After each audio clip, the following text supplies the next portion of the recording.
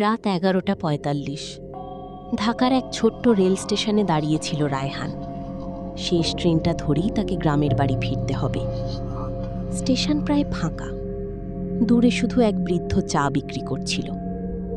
হঠাৎ মাইকে ভেসে এলো, শেষ ট্রেন 2 নম্বর লাইনে প্রবেশ করছে। ট্রেনটা আসতেই রায়হান অবাক হলো। পুরো ট্রেন অস্বাভাবিক চুপচাপ, কোনো শব্দ নেই, যেন সবাই নিঃশ্বাস আটকে বসে আছে। সে একটা সিটে গিয়ে বসল। সামনে সাদা শাড়ি পরা এক মহিলা জানালার দিকে তাকিয়েছিল, মুখ দেখা যাচ্ছিল না। কিছুক্ষণ পর রায়হান লক্ষ্য করল ট্রেনের সব যাত্রীর চোখ তার দিকে।